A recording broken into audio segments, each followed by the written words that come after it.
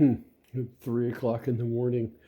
Welcome to hunting day 3. This is after daylight savings change.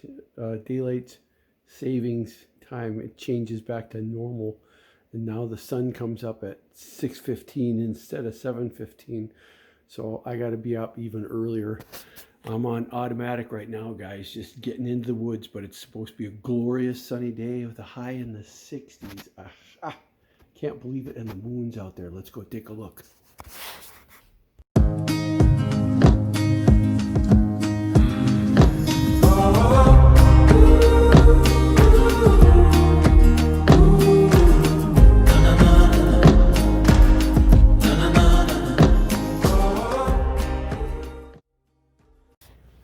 Today is going to be even more important than last time, that you dress in layers that have zippers, layers that come off so you can cool yourself off, because it's going to be freezing when we walk in the woods. Not even freezing, it might be in the mid 40s right now, maybe even the high 40s, which means it's going to be cold, but I can't afford to get all sweaty. I can't afford to be cold when I get in the woods, but in the 60s, man, I got to be able to unzip and get rid of a lot of clothing during the day.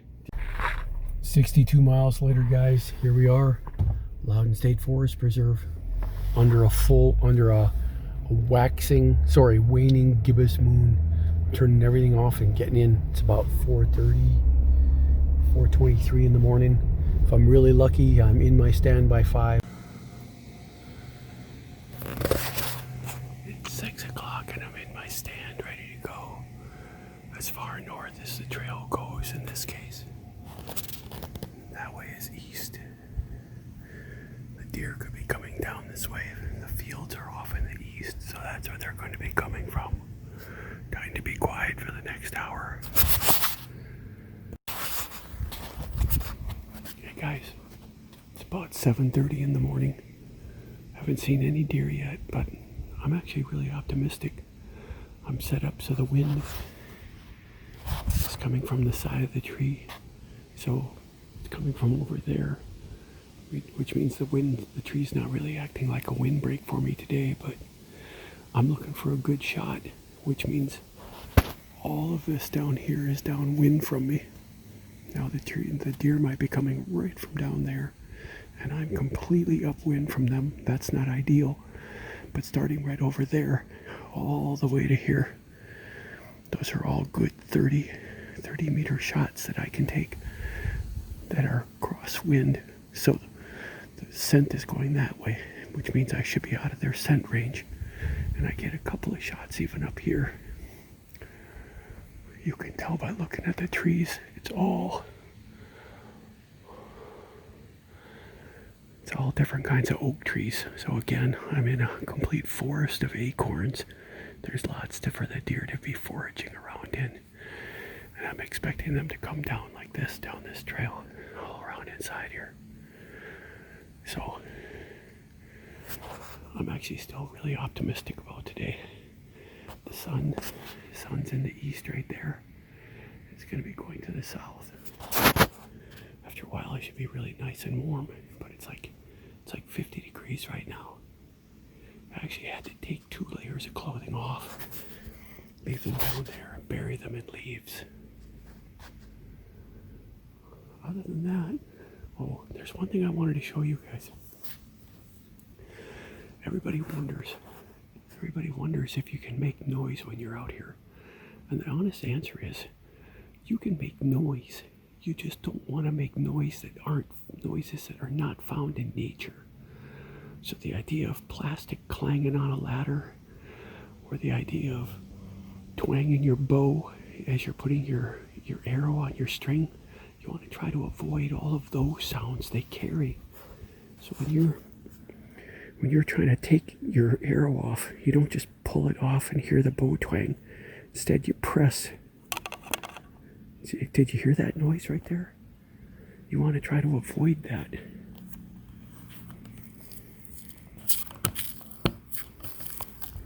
What I wanted to show you here was that when you're taking your arrow off, you grab the nock on both sides, you push with your thumb, like that, no noise. Similarly, when you want to knock the arrow, you put the string over there on your foot, on your thigh. Let me see if I can do this. Put the string on your thigh. You bring your arrow up, and you push it against your thigh like that. Zero noise, you're ready to go. You'd be surprised how noises like that carry out in the forest. Especially when they don't sound like anything else. You can sound like creaking trees. You can sound like leaves falling. You can even rustle around and sound like a squirrel. The deer's not really going to be able to tell the difference. But a twang and a clank and a plunk, those kinds of noises, that's what you want to avoid.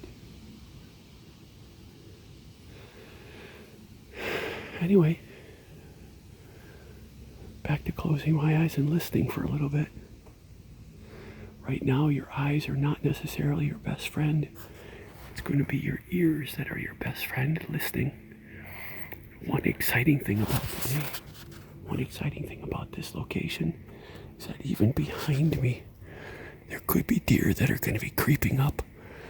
So I'm going to have my back against the tree, my head down, and I'm going to be closing my eyes and listening in all directions. You have to really open your brain up and open your ears up and listen. Listen to all those things that your brain has taught you to ignore, all those extra noises.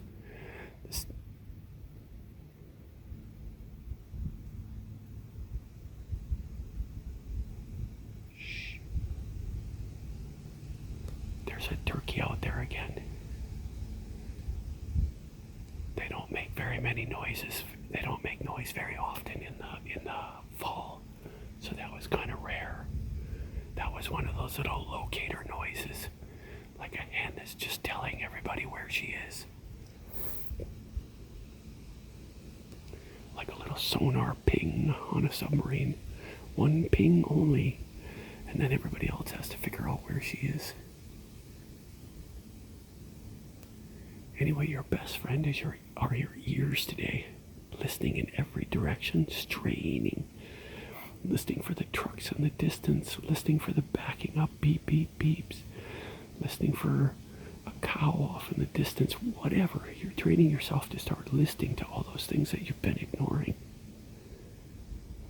And with the sun starting to come through the trees now. Oh, one other thing I wanted to tell you. Remember when I said that if you hit a deer, you should just close your eyes and point your finger at the deer? And then look up and try to find a landmark, like the tall tree in the area, that kind of thing. Today is going to suck, because if you look up here, there's just no real landmark that I'm going to be able to point to. It's going to be tough. What I might actually do is take a compass reading with my phone when I'm done, and literally take a bearing, and that's going to be the only thing that saves me. So if you don't have a compass app, one that actually points bearings out when you turn your phone around, get one. More later.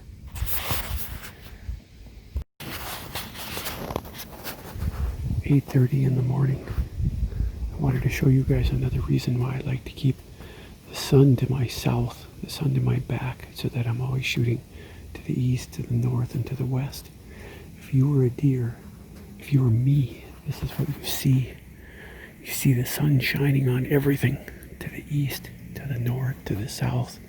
But if you're a deer out there, this is what you see. If I was up in that tree to the south like that, would you be able to see me? No. So if you ever get a chance to set up so that the sun is always behind you, that where you think the deer are going to be, let's say, downstream from the sun, so the sun is shining on them, and they have to look into the sun to see you. That's what you want to get set up. Look again. If I was up in that tree, you would have a great deal of trouble trying to decide if that was me or not. Actually, absolutely nothing yet so far.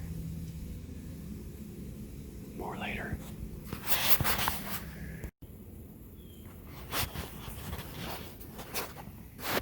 About 9 o'clock. I just wanted to show you guys how cool it was here. This is what you get to shoot from. Here's my tree.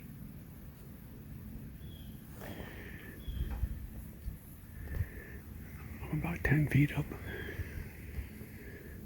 but looking downstream from the sun. That's what I get to look through, try to take a shot. Still hopeful. It's just such a nice day. Saw a bald eagle earlier, but he moved so fast I didn't get a chance to take a picture, but that was cool. Anyway, back to listening. I'm having a staring contest right now.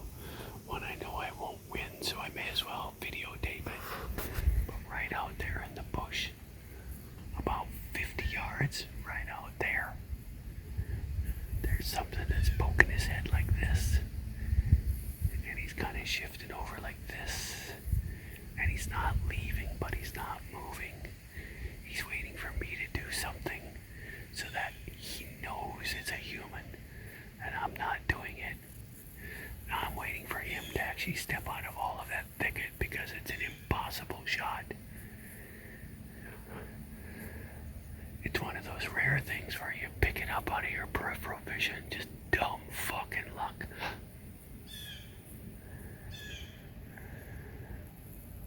Just waiting to see if he'll show himself. I don't even know what the hell he's doing over there. It's a bunch of dead trees if you look up. Unless he's rooting around. Stupid fucker. He'll never come out. He's like one of those little timid spike bucks. He's not stupid, but he's not bold either. Anyway, I'm still watching right here. This is going to be just a nice lazy day. Nope. It's not showing. He might have turned around and gone back. But there's even in all of that thicket, I mean, it's impossible to miss. When something moves just that right way and you see what looks like fur. But it's kind of a standoff. He can't quite make out what I am, and I can't quite make out what he is. What do you do? Just wait for the next one and try to stay quiet. Because if he's not jumping through the woods, throwing his tail up white, okay, he's not sure. Because I didn't see him flash off and take off anywhere like the doe like the doe last week. All right, more later.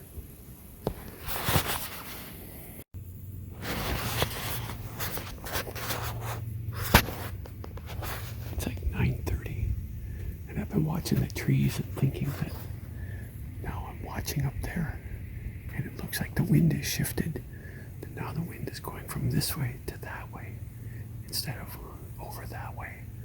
And that works to my advantage, which means something can be coming down the trail here, and my scent is going to be pushed off to camera right, giving me a much better chance. Much better chance.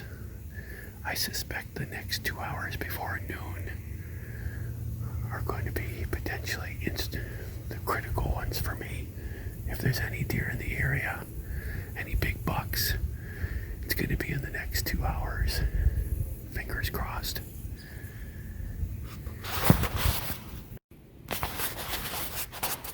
It's kind of quiet about 11 o'clock. I want to show you another tip. If you don't want to put anything in your tree and you need to hold your bow in, I just took a little piece of webbing, wrapped it around the tree, just tie a knot in the end of it, and look at what I do with it. Take that knot, you shove it in right where the string meets the end of your limb right there. It'll act like a little, let's see what I'm doing right there. Like a little makeshift hanger. Super easy. Looks like that right there. And then you just have to lift it up. Comes right off. You don't need hooks in trees. That was my little makeshift today because I realized I left my hooks back in the Jeep and don't know what happened. That just fell out of my bag. So you can always make do. The other thing I wanted to show you was where you want to put that webbing. Where do you want to put your strap? And for me, it actually ends up being the ideal spot for me on this stand is exactly at eye level, so that when I lean forward and come out, you'll see that strap is right even with my eyes at the top of my head, and that gives you the best possible turning around, the most comfortable, where you don't feel like you're losing your balance. So that I've got about plus 20 degrees to 0, or minus, let's call it minus 20 degrees to 0 to 90, back to 180. So I get about, 200 degrees out of 360. That's not bad. Hanging out of a tree like that. It's coming up on noon. Wind is picking up, but the sun has gone behind the trees a little bit, which makes it just feel so nice. But I really haven't seen any deer. Not since that, whatever that was right over there. I was really hoping I was going to see some migration over here. Day's not over. There's still, with daylight savings time turned off, I've got until 4:30. I think that's 4:30 plus 30 minutes, so 5 o'clock. I got till 5 o'clock. I got 5 hours left. At least it's not cold. It's like 60 degrees. I mean, it's gorgeous. All right, that's the only tip I can think of for now. See ya. I just thought of another tip. That's all about these bolt-on quivers.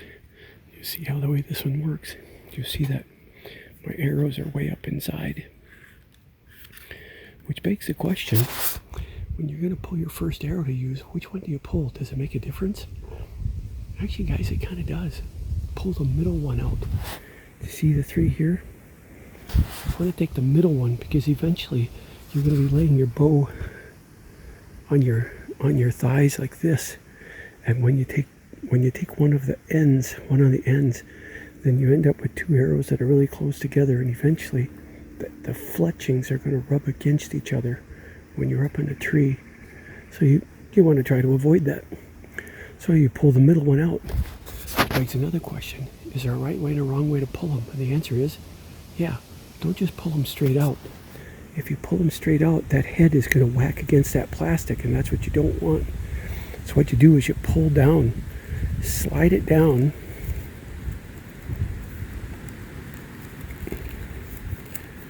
like that, until the head's right down on the bottom. Then you can pinch and pull that head right out with control. Now you've got your arrow, and you're guaranteed you're not whacking into that plastic, making that noise not found in nature.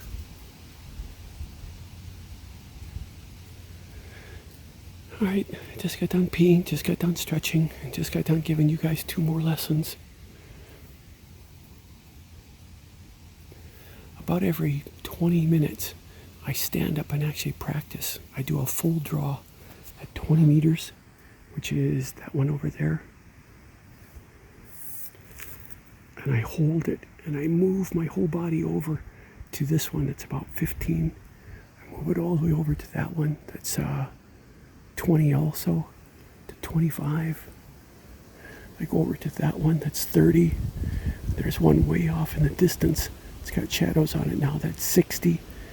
I go back to this big one over here that's 57. Let's call it 60. Yes, I'm going to take a 60-meter shot.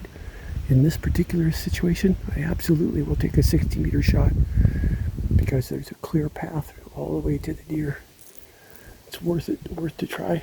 Even that one, I'll be threading the needle between these 2 trees, but I can do that. There might be some branches right there. It's a chance I'm willing to take. Anyway, you're trying to keep those muscles, keep blood in them so they're not asleep, because when the moment comes, if you don't draw back far enough, if you draw back 1 inch short, your shot's going to be short. So you got to keep practicing. It's just something to do. That's it. More later. Okay, we're making progress. Right over there, about 5 minutes ago, maybe 10, went by a nice 8-point buck just fucking around. He's just walking off from left to right, not going anywhere in particular. So I'm staying right here because he might still be wandering around, just screwing around, not going anywhere. So if he's like leaving his nest, leaving his bed and wandering around and then going back to his bed, he might be making a circular path. And that means he's going to head back a different route.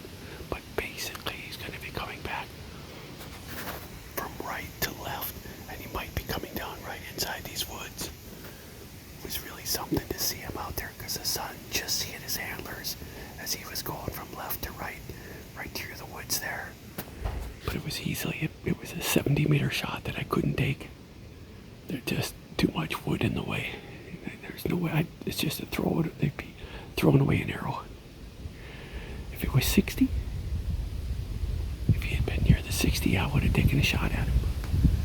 Anyway, we're looking for him to come down that route, even if I gotta wait the next 4 hours for him. Stay tuned.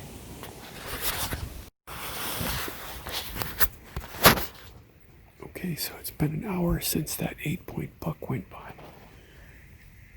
Way over where the green is. That green right there. That's where he walked by. So good enough to see. Absolutely no shot. I'm moving my mask down just to breathe a little cool air. But what I was going to tell you guys was, I thought I heard over this way. I thought I heard a turkey. And I was going to, record and say, hey, I heard this turkey, but it suddenly dawned on me it was a sandhill crane. That we're only a quarter mile away from a river, the Rock River right here. And sandhill cranes are making a gargantuan comeback in northeastern Illinois. Every field has a pair of them, or you'll hear an entire flock up in the air. They're at 2,000 feet up, just making hellacious amounts of noise.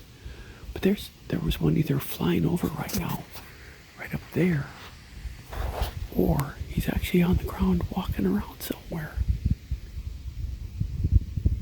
I'm still waiting for that 8-pointer to see if he comes back. See you later. Something I should tell you. It's kind of amazing what seeing a nice buck can do for you. I mean, I'm sitting in this tree for 5 hours, 7 hours. And all I saw was that little spike buck that probably was a spike buck, playing hide and seek with me 50 yards away. So I was feeling kind of down, trying to see the bright side. It's a nice day, la la la la la. But then suddenly seeing that there's an 8-point buck in the area. Boy, it gives you such a boost. Suddenly, your eyes are wide open, your butt doesn't feel like it's asleep, your legs don't hurt anymore, your stomach doesn't hurt, you don't have to go to the bathroom. It's kind of cool. I hope that happens to you guys too. Alright, more later. Forgot to mention the most exciting part about seeing the 8-point buck. He didn't see me. He does not know I'm here. Which means there's just all kinds of reasons to think that he might wander himself back down this way. Coming right through here somewhere. So every few minutes I'm practicing 25, 20, 30, 60 meter shots. Just drawing and holding. Because if he comes through here, I'm going to get exactly 2 seconds to make that shot. 2 seconds to let go and let fly. Because he wasn't standing still. He was just slowly walking down like that.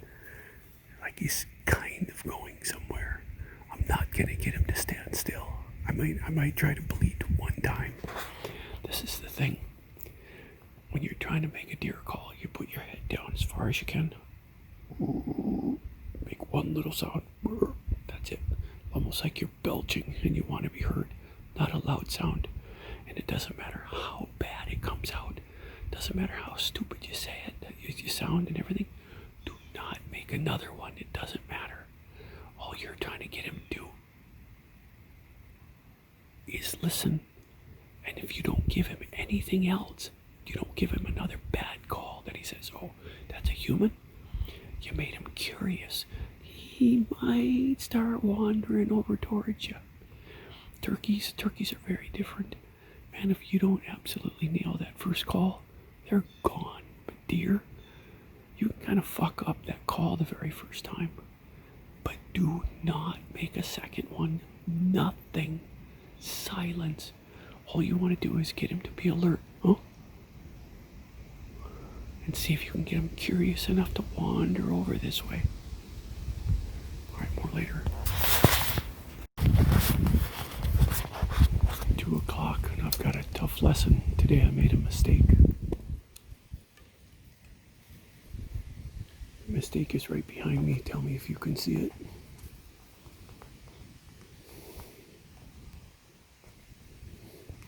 I put myself in a tree. It's tipping at an angle. And what that does, no matter how I try to set my ladder to be nearly vertical, the end result is that I'm tipping off to one side when I pull in my harness. And that means that I can't rotate very far on this side, or I start to feel like I'm falling over. So I lost about 15 degrees of possible shot because I'm leaning that way.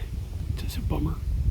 Luckily the deer are coming from over this way, but it's not something that you do. So whenever you put a stand in a tree, make absolutely sure your tree is straight. Don't go up the angled side like I just did. It's not worth it in the end. It's going to come back and bite you.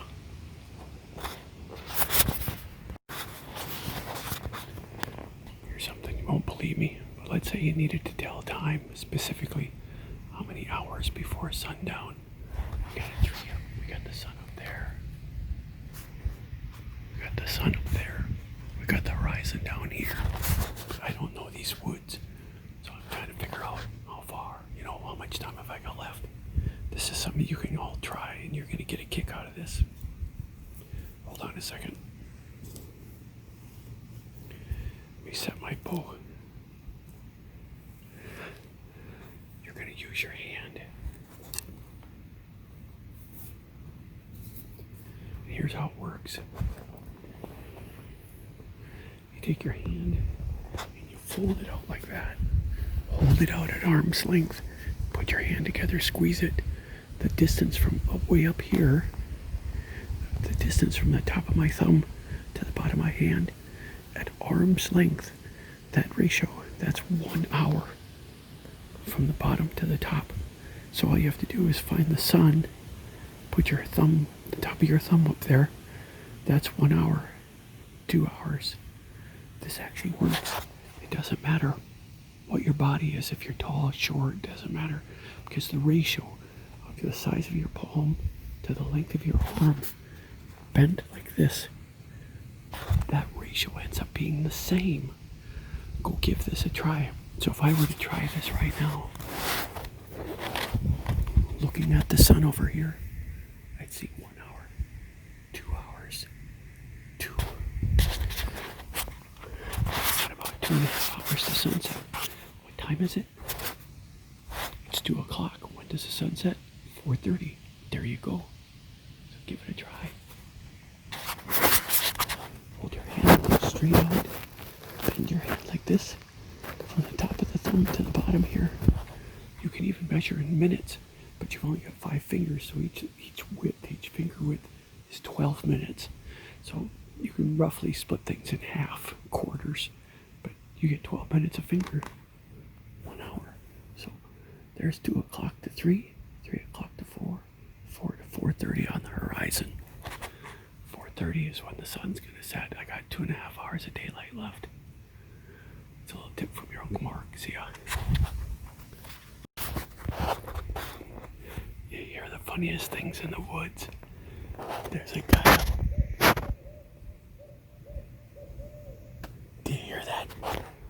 ooh, ooh, ooh.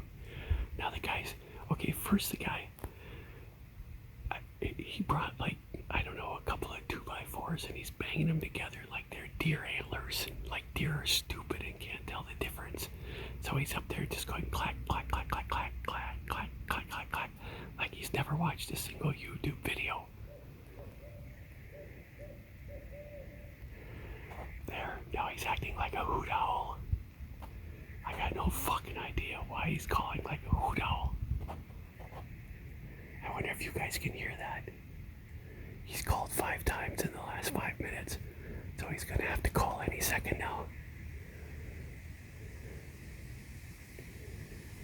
Why, oh why would you bother to make a hoot owl sound?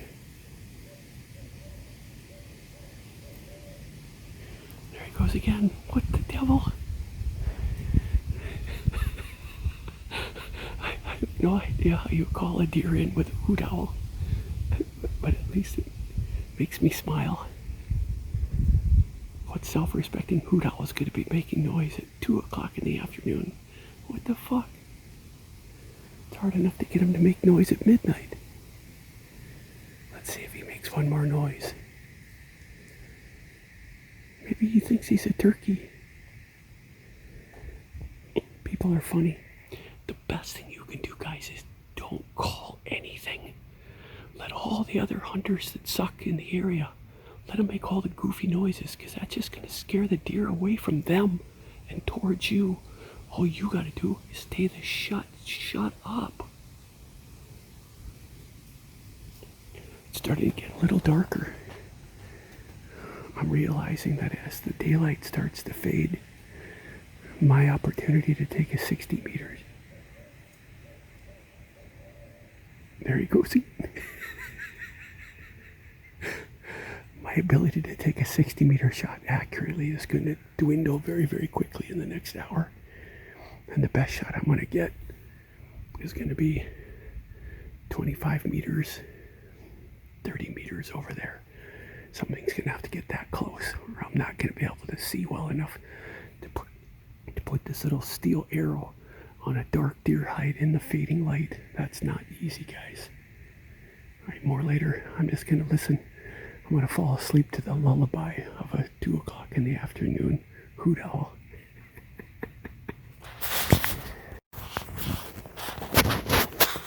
This is getting interesting with about 1.5 hours of daylight left. I told you before there was a guy up on the hill there that stole his daughter's little toy building blocks and used them for antlers. And he's making weird noises. And then he was hooting like an owl. Well, now that guy is way over here. This is where I saw the 8-point buck. This is where I saw the 8-point buck walk by back at noon. And now I'm hearing that guy. He's over here going clunk, clunk, clunk, clunk, clunk, clunk with his building blocks. So I'm hoping like crazy. That he spooks that 8-point buck right over towards me. And whether he realizes or not, he's acting as my flusher. He's flushing the deer towards me.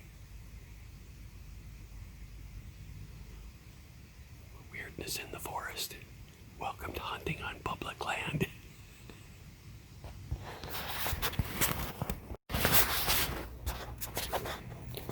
I'm still watching over here and not making any noise because that guy's still over there making noise like fake antlers. And it made me think of something to share with you guys. If you have a choice between trying to call a deer in with whatever you got for a deer call or antlers, or letting somebody else flush the deer to you because they're making stupid noises, take the stupid noises every single time. Here's why. The deer is going to be on alert because it hears noises. You don't want the deer looking forward where you are. You don't want him looking for you because you're the one that made the noise to bring him in. Instead, you want him turning his head and looking backwards where the noise is coming from that he's trying to run from. And that gives you an advantage that he's not going to be paying attention to you because he has no idea that you're even there.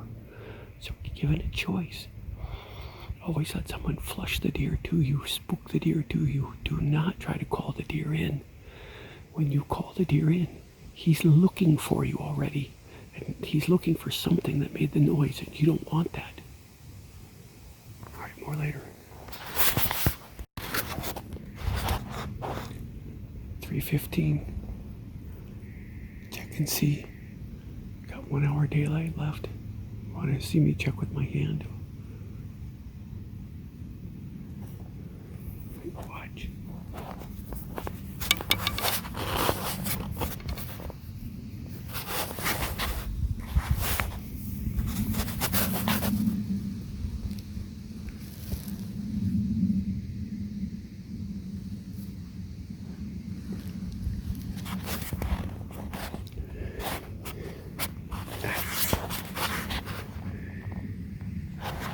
About an hour and 15 minutes to go. We're just about right, 4:30. That guy with the clapping blocks is still over there someplace. And I just took nap number 4. Why not? Try lifting your knees up too. One nice thing about having a ladder underneath you is I can change the position of my feet. Down 1 rung, up 1 rung, down 1 rung. Keeps your butt from falling asleep. I've still got hopes that something's gonna come passing through there, one way or the other, right to left or left to right. 1 hour to go. I spend most of my time down like this, listening with my ears, listening for the sound of something moving through the leaves. I've got all these leaves working to my advantage. It's almost impossible for a deer to walk on that trail and not make some little bit of rustling that doesn't sound at all like a squirrel. Stay tuned. The sun is going down fast. You can see it. It went over the hill over there. Or pretty much. Because now there's no sunlight, no little rays of sunlight coming through the trees, no shadows. If the deer are going to start moving, it's going to be in the next hour.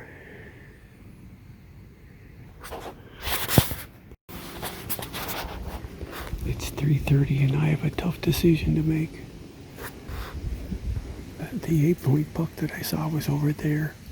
So if I'm smart, I need to take this last hour of daylight while I can see well and move my stand 200 yards over that way so that I'm closer to intercepting that path that he takes, hopefully every day, that it's a common route for him. So as much as I want to sit in the tree and actually see if maybe they walk by, if I want to have a successful day tomorrow, I'm going to go and mount my stand. I get to leave it in overnight. I'm going to go find a good location, put my ladder up, and then walk out of the woods without my ladder.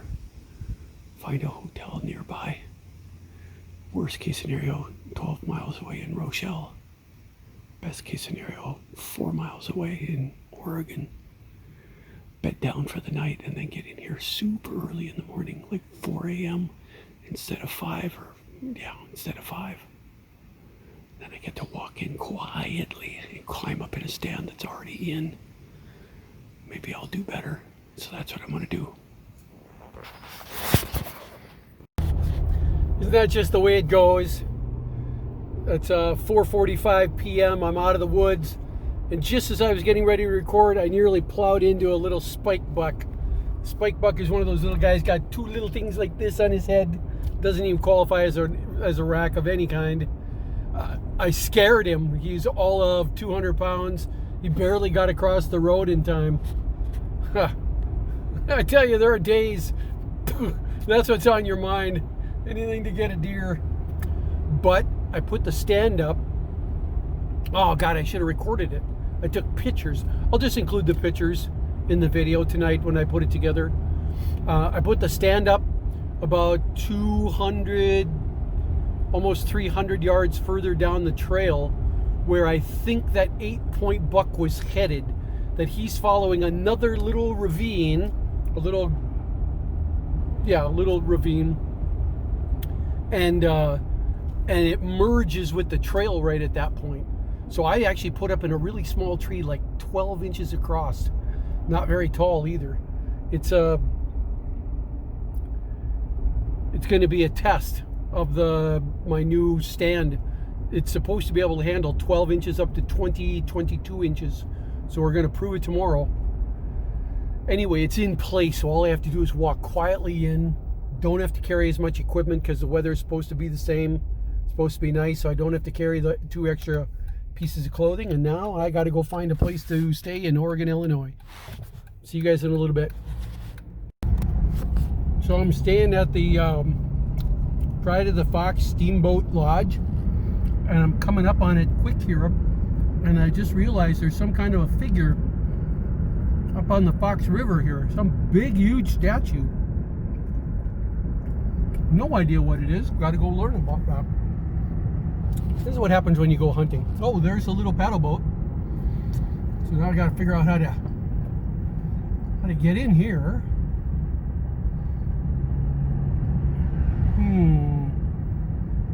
There it is. Paddle Wheel Inn, Oregon, Illinois. Black Hawk Steak Pit. Maxon Riverboat Lodge. Bank Motel. But for $62 a night, hey, gotta check out the paddle wheel place. Lobby drive-through. What is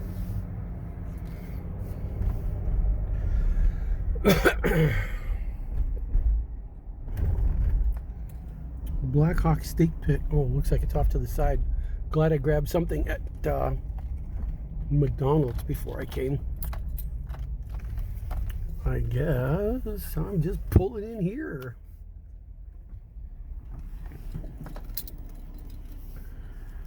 All right, let's go give it a try.